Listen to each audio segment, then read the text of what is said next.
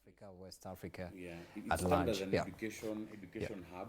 exactly. See, Harvard is there. Somebody said something, Australia it's is there. my...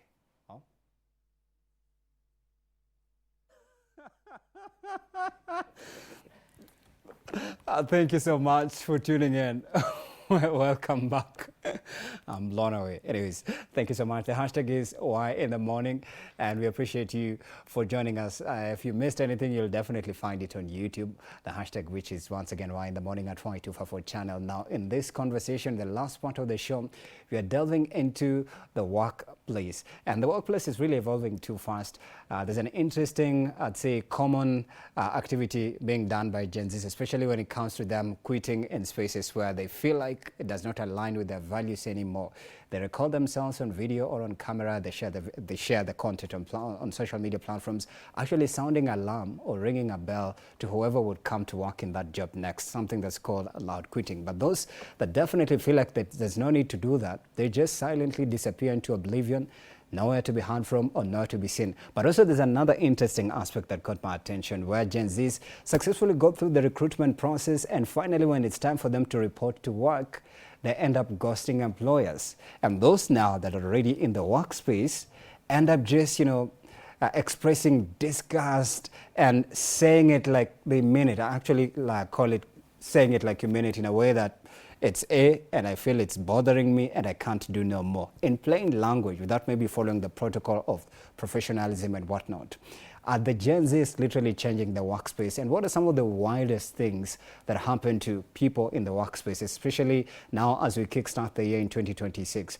I'd love to also hear some of your experiences. But joining me live in studio today, I'll be engaging with Nestor and Joseph. She's a Gen Z, but he has a lot of things he's doing alongside Millicent Keitani, who's a businesswoman. She'll also be joining me in just a few. But good morning. Great to have you here, Good morning. Nestor. Thank you so much for having me. Yeah, sorry for that, a little bit off-guard moment. Sometimes it happens. So maybe just a little bit of what are some of the things that you've done in your life as a professional Gen Z who's managed to maybe be in some 2 or 3 corporate spaces that you'd say they've changed, let's say, who you are as a person, but also they make up the experience of a Gen Z in the workspace? Yeah, thank you so much once again. My name is Nestor, and I'm in the space of education consulting. And ideally I do education consulting in study abroad, helping students study abroad. I've also been privileged to work as an actor and also as a director, just helping, trying to help people achieve their dreams. Yeah, so you asked me what has been like the space for me in regards also as a Gen Z. And I think for us, and you mentioned about professionalism, we are trying to redefine professionalism. Like, professionalism is not coming from, to work from 9 a.m. to 5 p.m. Professionalism is about, can I be able to deliver on the mandate that you're giving me? So having worked in like different corporate sectors and even away from the corporate sector and also in like the informal sector, I have been able to like get a few things of, what Gen Z should be in a particular workspace. Mm-hmm. Yes. So you would say, from your experience as a Gen Z who worked in the corporate space, I don't know if you consider that a corporate space or it was a gig, an NGO or a business-owned institution. So as a Gen Z who has that kind of experience, you'd say it shaped you in terms of your moral upstanding, your values as a person in general, where you had to stay disciplined and adhere or abide by the rules of that gig. Did you go through any sort of change that had to lead you to that direction? Lead me to what direction specifically? Abiding by the rules of the workspace, meaning that you had to leave off your normal character and then enter into the character of a professional. I mean, yes, and this is quite unfortunate for me, because it took like quite some time for me to actually realize that this space is actually not for me. Yeah. Why? Because for me, I've always been an outgoing person. I want to explore. And of course, if you're a very extroverted person, when the energies actually go low, they go way, way, way low. Yeah. So for me, I always want like an exciting environment. Like, so what changed when you got into a job? Yes. So that changed. So this job grounded me. How did this job grounded me. They told me you have to be here from 9 a.m. to 5 p.m. Remember, mind you, previously I was only doing things. I'm getting a gig. I'm doing it. I'm doing it within my time. Right. So I was in this job from 9 a.m. to 5 p.m. Yeah. So when it gets like around 2, when I'm done with my work, I just want to relax or I just want to go home. One, Nairobi, there's crazy traffic. You want me to be there till 5. So it means I'm going to get home at 8 or something. Yeah. But then in this particular case, they tell you, you must be here from 9 to 5. Yeah. You must be doing this. You must be doing this. So you find yourself in a grounded place where you're not exploring the next thing, or your career is also on a ground, because the people, the corporates don't help you. They're doing the same thing over and over. If it's a tax firm, they're going to be filing tax, so there's no growth in that particular place. So there's boredom and lack of flexibility. Absolutely. Right. There's no flexibility at all. Right. Yeah. And you felt like it kind of it was like eating away the real you. So in short, you are changing and becoming the person you didn't want to be. Exactly. So it's sort of, you're becoming the person the corporate wants you to be, and not becoming the person who you are. What about the salary? Did you not enjoy the benefits, monetary value? So as Gen Z, we never really think about the salary when you get fast into it. So in the first place, you're just like, let me get into this job, let me see. But of course, the Gen Z, and not just about flexibility, but it's also about growth. Yeah. If today you're paying me 30,000, then I'm expecting that in the next 1 year, you can be able to pay me 40,000, because of the value that I'm bringing to your company. Yeah. Well, that is the case. Most of the corporate don't offer like quite some good remuneration. Because for me, if you want me to bury myself into the workspace, you want me to bury myself in everything that, in the roles that you give, you want me to bury myself from 9 a.m. to 5 a.m. doing your job, then expect you to pay me over 200,000. But if you're not doing that, you want to pay me something little, and then you want to, everything about my character, everything is just on your job, then that's not. It's like you're enslaved, yeah? Exactly. So in some sort of kind of way, you felt like you are tied to just this gig, and it became your master, and you felt like your power was being taken away from you. Absolutely. And is that how you view maybe jobs now that you, because I understand you left, did you quit or you left suddenly? Did you write an official resignation letter and you said, you know what, here it is, now that everything is digital and email and whatnot? That's a good question, and I think and it's something that us as Gen Z we lack. We lack the way we communicate to things. Now, for me, the first time I thought about quitting, I said, you know what, I'm just going to wake up and I'm not going to come anymore. They're just going to look for me and they can't find me. I've blocked them. Ghosting your employer. Yeah? But now, when I talk to someone, they're like, you know what, just live in a decent way. Like, we know you live in a Gen Z world, you guys are being sort of mistreated, not given the right tools to work, you know. But I was like, okay, let's sit down. Let me just write a formal resignation letter. Of course, I wrote it in, I don't want your job anymore. I don't think this thing helps me grow. But then somebody... You cited all your frustrations in there? All my frustration in there. But then when my friend looked at it, I was like, no. There's no need for you to burn bridges. What you do, just say, okay, at this point in my life, I think I need something more. I need to grow. I need to grow. The job does not align with my vision. No. If you say align with the vision, that will sound No. I think it's a valid reason as well to tell your employer at this point, I don't think this gig is aligning with where I'm seeing myself in the next 2 years. Or even in the next week. Could be you've received a revelation and you're now woke. So what? So long as it's decently written, I believe anything can be expressed other than it being vulgar, like the letter we saw where somebody said, oh, today was where and I did all this. Shouted at me. I wish I had the copy of it here, but I don't know. Maybe if judges can put it on the airwaves, you will see, on the screen rather. So yours was professionally corroborated to express your interest in leaving. And since the company did not have major structures, I told them, I asked them what would be like an ideal handing over for them. What will they need me to do? So I just left. And you know, sometimes it's not, you're not, and this is the problem with the old generation. The old generation would leave a job, because I remember telling my mom, oh, by the mom, I quit. Why are you quitting and you don't have another job? I told him, I'm not going there. This thing is not going to affect my mental health, affect my well-being. It's not making me grow, and you want me to stay in this particular place. I told them, I'm leaving without even a plan. But I know whatever skills I'll be able to get and all that, I can be able to like apply it in any particular thing. And that's why you'll be able to see like a lot of Gen Zs now have companies. We have a lot of young entrepreneurs who are doing great things. Even for myself, I said, you know what, that doesn't work. I'm going to, create my own company. Exactly. So you own a company right now? Yes. I own a company. Yeah. Yeah. Now, I think an interesting pointer before I just lose it in my thoughts. Do you believe that Gen Zs are highly misunderstood in workspaces in a way that the way they are treated, I think you had partially mentioned, the way they're treated, looked at, they're always a special case, they're dramatic, must we adjust? Yes, must we adjust our schedules to yours? But then when you look at it, most workplaces really have fewer younger folks. But again, even according, I think, to the labor laws and the Federation of Work, they're urging workspaces to embrace young people a lot. And, because also we're suffering from the issue of unemployment. And also it touches even on matter skills, upskilling and whatnot. So do you believe maybe Gen Zs partially are misunderstood in the workspaces? And for you to fit in, for those that have already fit in, it sounds like they are enslaved and they have no voice. Because I think it's about also having a voice in a job. You could be working somewhere, but you're on mute, you're muzzled, you can't speak up, you can't cite any frustration, you can't, point out an issue that's affecting you in the workspace itself. Do you believe maybe Gen Zs are misunderstood in most jobs or workspaces? Absolutely. And because Gen Zs want to redefine the workspace. I happen to have a friend who works in a government organization.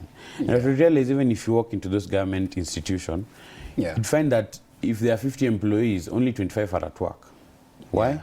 Because they're not being offered that flexibility. Right. Number one, 21 days of leave in a year is very small. Yeah. We need more days. So how many days? Yeah? We need more days. Should be added even according to the labor laws? If you ask me, because it's constitutional, by the way. If you ask me about 45 days, 21 days is about just a day and a half per month. So what do you think it should be if you were to sit on that federation? If I was to sit on that federation, probably recommend about 50 days. 50 days. That's a month and 20 extra.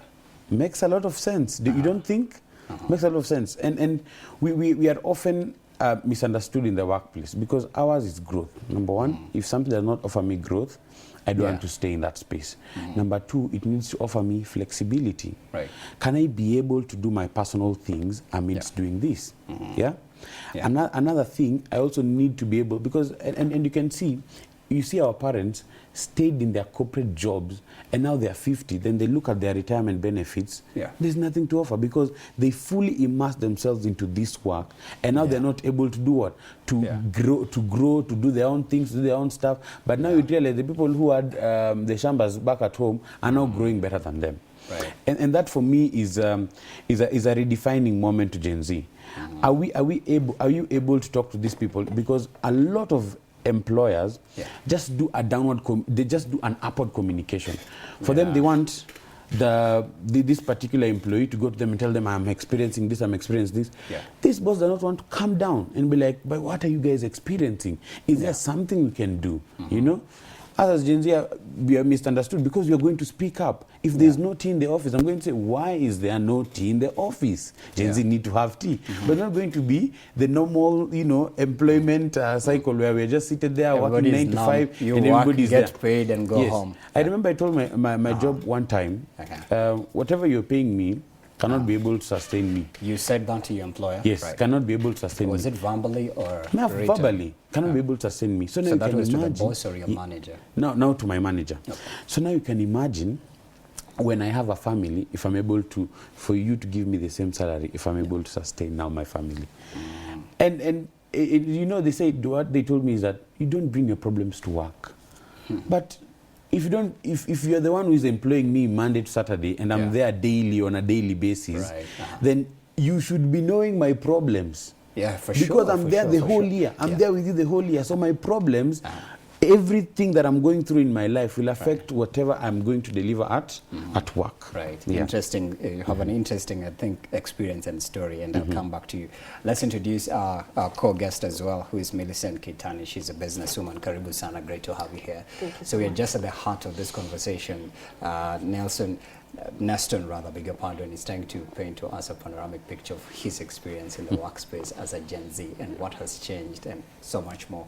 But also, I'd like to hear from you. Maybe do you think, because I had asked him a question, do you think Gen Zs are misunderstood in the workspace in a sense that whenever there's a Gen Z in any, let's say, department, there's drama maybe expected to be there, or laziness, or maybe the line manager or the immediate manager expects playful things instead of, like, you know, maybe delivering the duties that you are assigned. Do you think maybe Gen Zs are underestimated, also underpaid or undervalued, or not even highly respected in workspaces compared to the older folks, so to say, for lack of a better word? Okay, thank you very much. Let's start here. There is a gap. We can all recognize that there is a gap. And the gap comes from maybe the difference between your parents and maybe the younger Gen Z. The older employed guys function differently from this generation. Yeah. And the gap comes in because this generation, Yeah. how they've been brought up is a bit different from how our parents were brought up. Yeah. This is a generation that was, let's start with government policies. They withdrew corporal punishment. Yeah. You understand? So there was no sense of whipping them to order and, Yeah. and make them realign to the idea of functioning in a system Yeah. like it is right now. So what basically happens after that is, after they graduate, the system chunks out a population that is basically made to memorize facts, and at some point they're unable to adjust to that, because now they are pushed out to a world where they're expected to adjust, be able to think, be able to move. But the system never But they prepared. do that. The Gen Zs are quick thinkers. They are quick thinkers, They're quick but you see decision what the problem makers, is. yeah.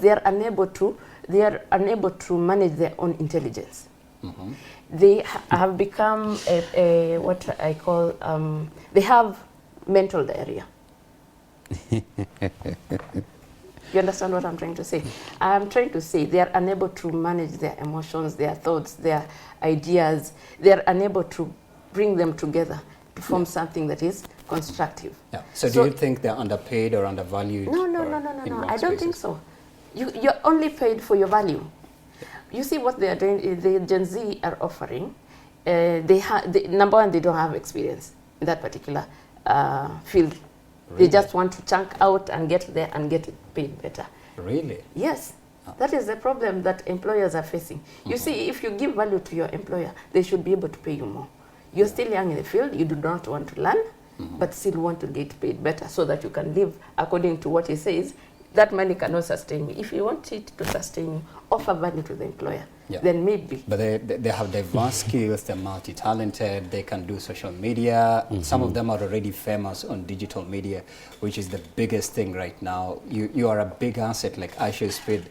In fact, before we did this segment too, I just learned that if Aisha Speed was to be paid by the Kenyan government, they would pay him $650 million for actually doing what he did on just a live stream. So imagine a Gen Z who's bringing that kind of a value to your company. Let me ask where, you know, nations are actually watching. If he's just left uni maybe a month ago, would you still want him to be on a contract where he has to earn let me ask you, you see, Aisha Speed brings value. You get what Social I'm saying? media, You right? see, the problem is what we call the instant gratification, where the younger generation want to have instant gratification on whatever they do. They expect when they hit it, they are supposed to earn and big money and all that. What you don't realize is the work that Aisha Speed puts into his skill to be able to shine out of the rest. How many people do you think have tried doing social media and are not making it? There are so many. Right. But they get frustrated because they are not making it. Why is Aisha making it? Yeah, Because in our country we have macro influences. In fact, I just read the update the other day. The government has already paid macro. I believe there's micro and macro. Yeah, micro ni wale, like they're still trying to grow their following so that they get more numbers and shares and clicks and likes. But the macro ones, hao wenye wanajulikana kidogo, they've already been paid money to just talk about Kenya. But So what you can happens imagine between that kind of a what value happens there. between the space where you are still trying to make it and you haven't made it? there's suffering in between. Yes, there is. And that's what Gen Zs don't want. They don't want suffering. But you cannot make it without putting in the work and pushing the limits. Okay. I mean, Yes. let And me that applies just, as well to the corporate space. Yes. Yes, let me just chime in, because she mentioned that I should speed is offering value, which is true. But I also want to make it clear and unknown to you that when I should speed started his streaming, his mother refused and even kicked him out of the house. And you see, that is just a big example of how the older generation, or now the people who have the power to like hire, are treating Gen Zs. They don't want them to show their value. They want them to be order takers. Gen Zs are not order takers. Yes? And I'm very, very disappointed to hear that we don't have emotional intelligence. So who doesn't have emotional intelligence? Is it the older folks in the workspace or the Gen Zs? I'm sure Millicent has a different response, but go ahead. I don't want to say anyone has emotional intelligence or not. That will depend on an individual capacities. I can for sure tell you a lot of Gen Zs here, and somebody was saying this on TikTok, that these Gen Zs have really defeated us in terms of whatever the knowledge that we have. Okay. In the previous world, you'd find someone who's done a BCom and was employed in a government position. Right now, in this current generation, nobody would employ you with a BCom degree. It means by the time you're getting there, you've done a CPA, you've done what? You even tried your masters. There are even people, Gen Zs in this current world, who have masters and they've not been employed.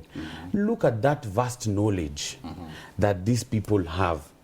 And if they join in the workplace and get the right people. The problem is that our employers have little education.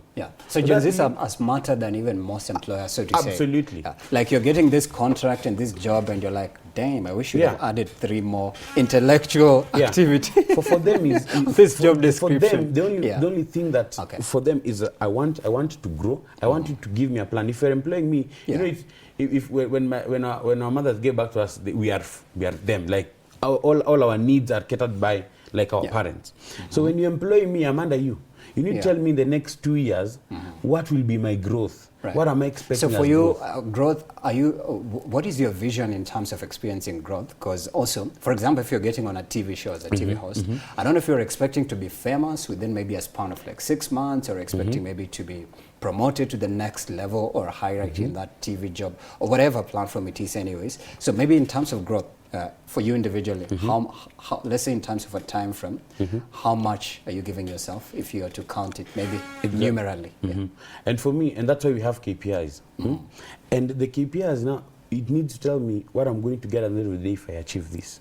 And if I overperform, what am I going to get? Yes? For example, you've probably hired me to do some accounting.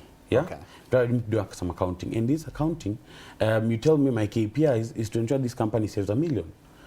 I get to you. When you do KPI at odds. So I achieve. You say at the end of the year, I need to be able to save $1 million for this company. Then after, in that same year, I say for you $2 million. Then you tell me you'll still pay me my 30,000. That is not growth. Your employer is looking at you as if they're under you, and anything that you make out of that is for them. They're not trying to see your growth. Yes? They're looking at their growth, but they're not looking at the personal development of this particular employee who have employed with a Gen Z. How do they grow from one step to the other? If, for example, we work very hard. If, for example, today I'm paying a house 10,000, in reality, in a very good picture, in the next 2 years, if I'm still employed in your place, I should be able to afford a house double than that. Yes. So for you, growth is measured as well as salary-wise. Yes, remuneration. Monetary remuneration, and also in terms of knowledge. What so how do you expect this to grow in terms of a time frame? That's what I had asked you. How many months or years are you giving yourself when you get into a gig? Double up every 9 months if I'm working consistently. Every 9 months. Millicent has a different vibe to it. What is the spice that you add into this? I want you to react to what he said. That's quite interesting to imagine that you can grow over a span of 9 months and then move to the next stage. It's possible for sure. It is possible. Even 6 months, but also, you see, for that to happen, we would need to have a paradigm shift totally on or revolutionize our industry. Right. Let's go back to how we got here in the first place. Let's look at our education system. Our education system is such that it is a curriculum that only jacks out what we call employers or workers for the industrial era. So in these systems, they are so rigid. They mostly don't appreciate when people are genuinely curious and are able to think faster and are wired to critically think in such a manner. So the system itself is rigid. Let's start there. So when the system is rigid, this employee or a Gen Z wants to come there and have instant gratification. They don't have the aspect of patience. Like he was explaining that if I have brought in 2 million, I mean, I expect a raise. What you expect is a bonus. A raise would take the entire parastatal to look at their entire space, how it looks like. Have we made profit? Is it sustainable? Yeah. Because also you could have made a one-off. Right. And then they raise your salary. And then next year they're unable to sustain it. So in that aspect, how do you expect the company to then roll out? It will collapse. So those are also factors that the management has to put themselves through that process so that they can be able to see we are able to raise the salary to this amount. Yes, but you need to be you need to be appreciated when you do a good job at work. It should be natural. There should be bonuses very often. Bonuses more often, and also appreciation. That is it's a very natural actually process. to incentivize you to continue doing the work. Doing better. And just hold your point. Because when you look also at the way Gen Zs communicate in the workspaces, I think it really gives a grim picture of how, maybe there need to be a little bit of training, and I understand most Gen Zs are actually good people. Most of them know how to communicate professionally. But also when it comes to things being blown out of proportion, for example, somebody feels disgusted by the gig, they feel like maybe the boss is a little bit too much, or maybe the supervisor, because there was an example, I think, that was given where there's this Gen Z who was very uncomfortable, kila saa amesimamiwa nyuma. And she kept on saying, I think I know how to do my job. Please leave me alone. Go back to your station. Yeah. You see. Yes. Kidogo too, because I want to bring in this this email right over here. Still matters how to communicate. When one feels disgusted by the job and they can't do it no more, they just call it the way it is. They don't go ile route here. Hi sir, I feel like I want to express this dissatisfaction. Unasema tu vile iko. So this guy went ahead and told his manager, hello boss, Okumu here. I have resigned with immediate effect from the job. Why were you raising your voice at me?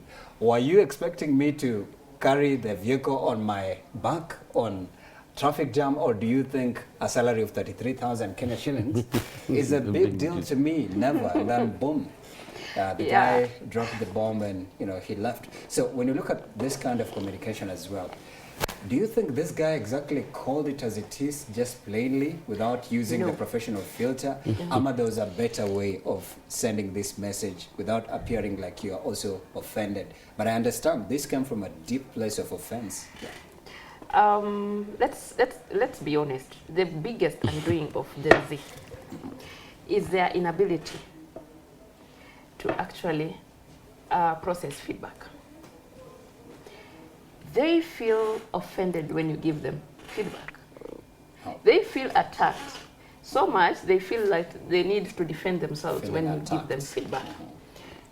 And not to them is the fact that you have to give feedback so that work moves in any organization. You have to have feedback. Absolutely. So when they turn they actually tie their identity to their ego.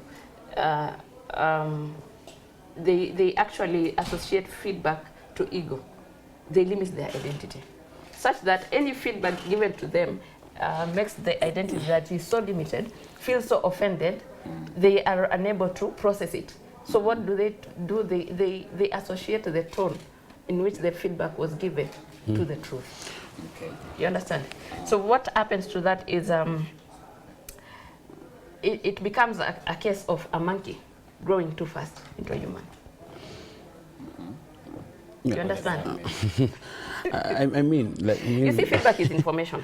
If I give you feedback, I'm giving you information on where you're supposed to work on. Yeah. right? So when you get to a point where you no longer you react to feedback instead of responding to feedback. A reaction would be using all your emotions and thought and being unable to manage them, or being unable to manage your own intelligence. At that point, no one can help you, not even Jesus. Because if a human being is unable to manage their own intelligence, then they get to a space where they are uncontrollable. Yeah. So what do you think is the professional version of this feedback here? Because I believe it came from a very deep place as well of maybe could have been accumulated abuse. Because I don't believe this could happen to somebody on day one or even month one at work. No, for this could have been accumulated kind of pattern. Even as we speak right now, US has a movement that they call quit that job movement. Yeah. Okay. Where you get stressed, habit, leave. Yeah. They don't have patience. They don't have the capacity to sustain any kinds of conversations. They are unable to process feedback. So you think this could have come from a person even who is new in the workspace? Correct. Because if you are not new in the workspace, you would know that workspace come with their own pressures. They come with deadlines that need to be met. They come with, a lot of things that come with the job. Yeah. And their pressures. So if you are unable to handle that kind of pressure, and work has to be done. Right. Yeah, right? So that is the problem. They are undoing is being unable to. They don't respond, they react. They react, they don't respond. She's talked about that we don't value feedback. And I think because this is a whipped generation. A generation that was rigid, that their system was rigid, the way they did things was rigid. They couldn't speak up for themselves. So according to you, they were used to trauma yes, and abuse. Yes, to trauma. And even guys, so now you can imagine. You guys are used to freedom, peace, and tranquility. Yes, this is somebody who was whipped their whole life. Their first employer, they shouted that, go and do this, go and do this.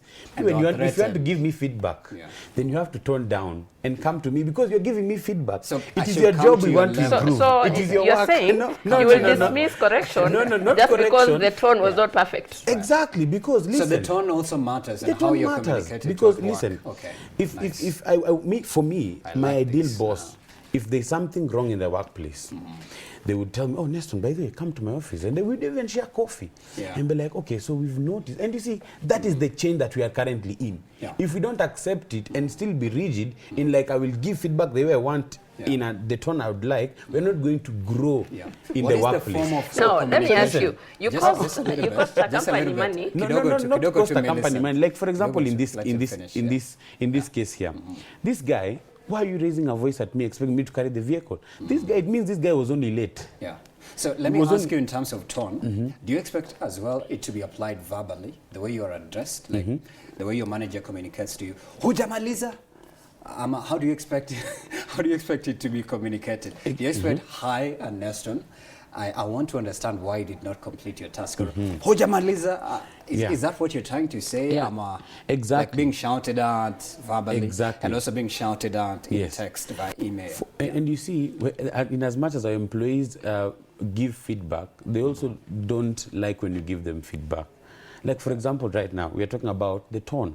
I don't think this is the first time this guy talked about the raising the voice at me.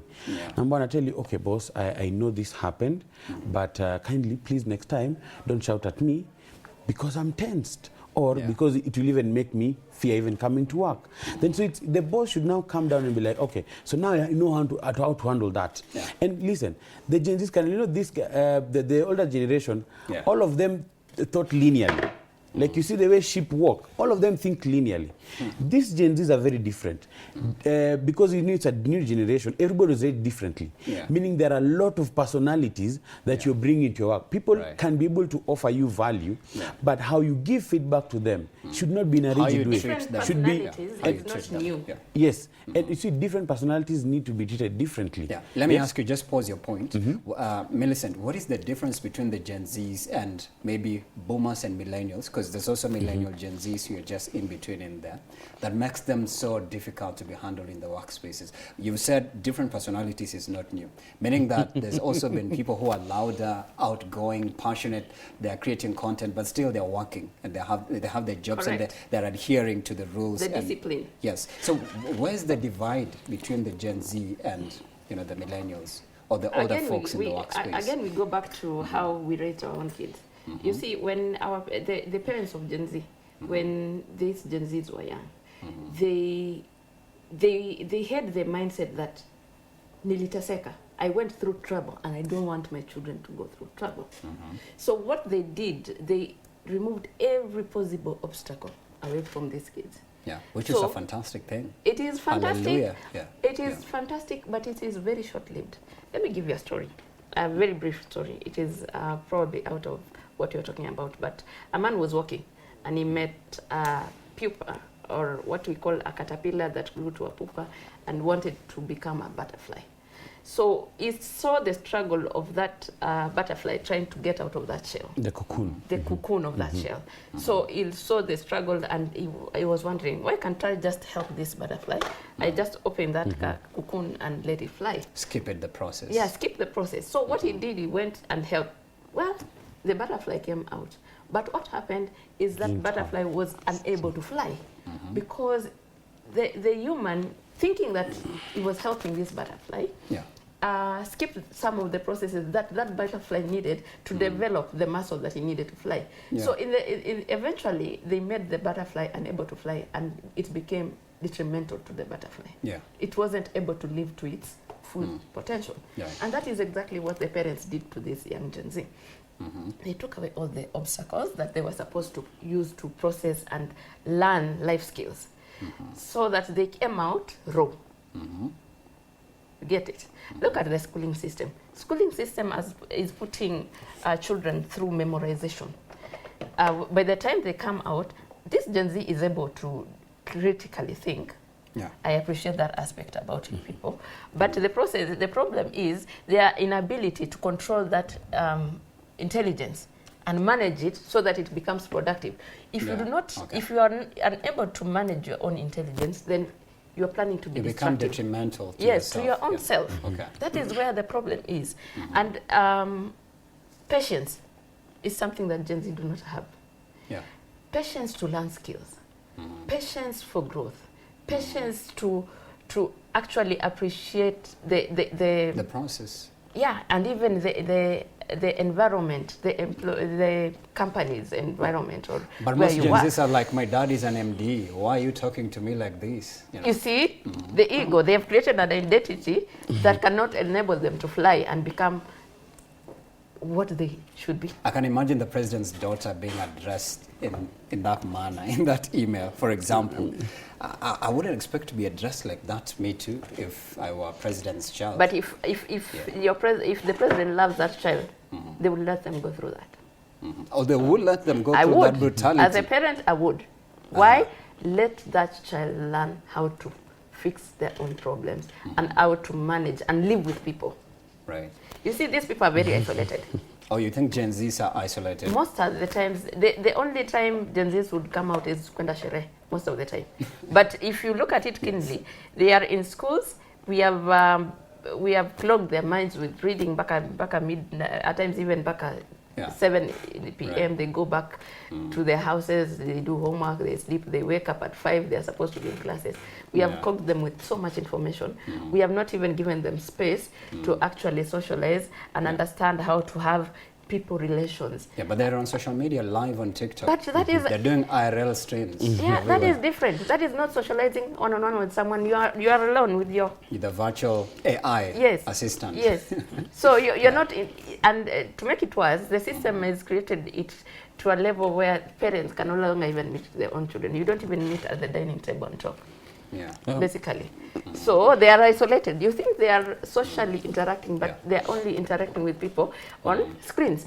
So you'd say there's a generational fallout between the Gen Z and maybe the boomers and Generation X's and partially millennials, because somebody was saying millennials are now raising Gen Zs and there's millennials who are now parents as well.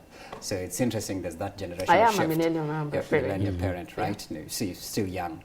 Let me ask you, do you believe as well that times have changed And in this current dispensation we're in, at least most jobs or workspaces have to put in systems and measures that favor the character or the personality of a Gen Z if they still want to continue embracing young people in the workspace or in the labor force. Absolutely, absolutely. And we are heading Do you to... agree? Do you feel good? No. I think let her respond and then Yes. Yeah. Yeah, sure, absolutely. We have, you see, if we do not evolve, we have to evolve Right. forward.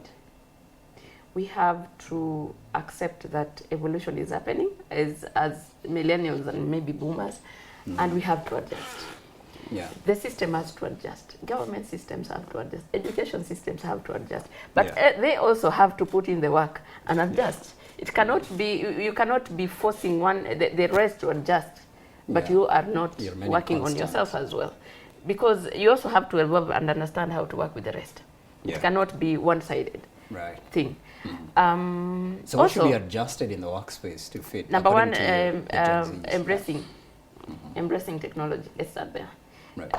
They don't have to come to work if they don't have to. So meaning they can virtually work from home. But they can remotely- virtually work from home. remotely. But Yeah. after Yeah. getting the proper skills, Right. you cannot just come out from graduation and expect to be working from home. It's Maybe you're an impossible. IT expert, because I can only imagine with the technology right now, you've done all your IT and AI training. Why should I be turning up to work You at have to 6 tailor. a.m.? You have to tailor whatever that you have learned. Maybe to the onboarding accompany. process, Yes. I can do it week 1, week 2, week 3, onboarding. But at times your physically. employer would But wish from that you are there so that you can why converse. should I come see you? No, in at person? times your employer would wish that you are there. You see, when I can converse with you one-on-one, Right. I am not just capturing your skills.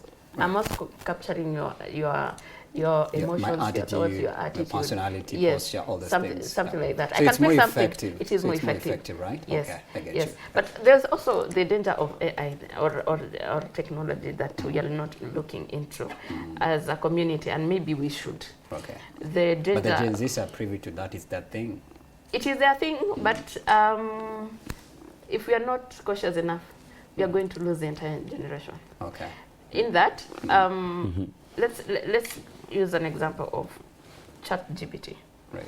where you ask Gen Z something, instead of thinking, they say, why use my mind? Why do I need to use my own brain? They just go Google and they come up with it. Right. So what that does over time, it may not show up as an impact immediately, but what happens over time, we start becoming retards. We are unable to use our Think minds on to our process own. and think of our own. Okay. That is a Independent danger that is thinking. coming.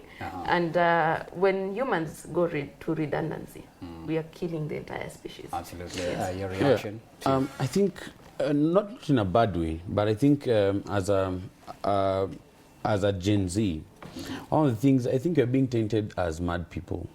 Gen Zs are not mad, and I clearly want to state this: this older generation are not privy to change, and that is gonna make them bad. There's a story from a CEO in Coca-Cola who worked for the entire 20 years. By the time he was finishing, his retirement benefits were only to buy him a house to live in. You can imagine. Yeah. Only to buy him a house. Why? This Gen Z one, I want to be able to do an array of things if I can be able to do. Right. This previous generation was stuck into one job, be there, follow orders, and leave. But that is not the current thing that we want. Gen Zs don't want change at tomorrow or the next day. We want change now. And that's why you could see this Gen Z woke up and said, you know what, on Tuesday we're going for a protest. Yeah. It is because we've already seen this for a long time, and we just seriously want change. Yeah. Our parents and my older sister here, who is a millennial, who say, stay at home, kaa kwa nyumba, usipigane vita, uko na maisha ya kuishi. What life do we have if we don't have change? Yeah. And you see, what is the biggest shift that changed is COVID-19. When it came, then now people had to work from home. Yes. Yeah. Trust me, everybody from the old generation, now they are starting to think, how do we do this? Remotely. But the transition With for Gen technology Z now. Yeah. was too quick. Was too quick. And it comes back to the mandate. You've given me to finish a project. And this project, in your ideal way of doing it, You are doing it in 3 months. Me, with my technology and the space that I've been in, And AI. yes, and You AI, too. I do this for you, a better project for you, but in 1 month. But you still want me to come to work for the next 2 months. You see, Right. that really The math does not make sense. Okay. And you see, and that's why I'm really insisting on change, because our older generation are not ready for change. They just want us to maintain the whole corporate thing, and we also want to delete this corporate thing. And that's why a lot of Gen Zs today are not working for Kenyan companies. Yeah. And the Kenyan Gen Zs are working for US companies, and they really love them. One, because of the flexibility that we offer. 2, because they're also offering us growth. And 3, because remuneration, the salary is also good. Yeah, it's also good. And 3, they check on the mandate. I don't have to be literally there at work every day, or I don't have to log on every time from 9 a.m. to 5 p.m. for you to see that I'm working. Like traditionally, yes. Tradition, yeah. Also, do they pay attention to mental health, say mental health well-being? Because most Gen Zs actually cite they want a workspace that, if it doesn't have even a mental health package, like taking a break, or when I'm sick, maybe I should even have an initiative of some sorts. Most Gen Zs want workspaces that have embraced mental health awareness. Yeah. And it's very, very unfortunate. Do you think it's lacking in most corporate spaces? Yes, it's very unfortunate, because we've lost a couple of young people because of the toxic work environment. Yeah. We don't want to put it into reality that our work environment is toxic. Yeah. And even when you talk about mental health packages, what is the growth? I was applying for another job, and they said, okay, we also give a stipend for you guys to be reading books, for you to buy books and read that. Yeah. Or going out for community building initiatives, Our companies don't offer that. And you see, it's because for them, it has never been about growing people. It's been one about managing people, get the job done, and for me to earn my profits. Yes? Let me ask you a question. Yes. If I Remember, we have 10 seconds to exit the air. Oh, sorry. So if I am to ask you, do you find that in aspects of mental health, you are responsible for your own mental health? No organization should be responsible for that. Take it this way. I'll ask you something. Is anybody responsible for your happiness? Not at all. It is an inward job, right? Even if I wrong you today, it doesn't have to interfere with your happiness. Because if it depends on me, the entire world will make you mad. The entire world will crush your ego. It will make everything impossible for you. So it is your responsibility. Yeah. To manage your own internal affairs. You're working in a job for 341 days out of 365. 341 days out of 365. You're working in a job. And you want to tell me these people are not going to care about your mental health? Also, we really need to rethink. Issues, are they robots? Are they humans? But also, how do you separate your personal issues and being at work? We really need to really need to rethink of how we're handling that. Otherwise, these people should stop employing Gen Zs and start employing robots. Because that's what they're Robots are coming, actually. It's a good point. You'll get replaced on the way. And for us, we will be able to create real jobs where real people can be able to interact. So you're going back to what we were saying, and how that real you're not social, you're not human able treatment, to. right? And you still have to go back to the skills I was saying. We have of to exit. Human to human interaction. We are exactly at 10 a.m. And that's where we close the show. So thank you so much. Maybe just a social media, anyone who's active, you can say it very fast as we go. On TikTok, Prof. Neston. Okay, ensure that you follow him. What about you? On Facebook, Milka Ketan. Yeah, you guys have incredible insights. We should continue until the whole day. But thank you so much. Due to the constraints of time, I've been speaking to Neston Joseph. He's a Gen Z. He does so many things. Alongside Millicent Keitani, she's a businesswoman, and I'm sure she also does many things. And she said as well, she's a parent. So if you missed anything, absolutely, you'll find it on YouTube. And thank you so much for watching us from 7 a.m. to 10 a.m. We'll absolutely see you tomorrow bright and early with my co-star, John James, at Brian Sako 101 at Y254 channel on the hashtag, which is Y in the morning, I believe, at James John as well on all socials. See you tomorrow. Thank you for watching.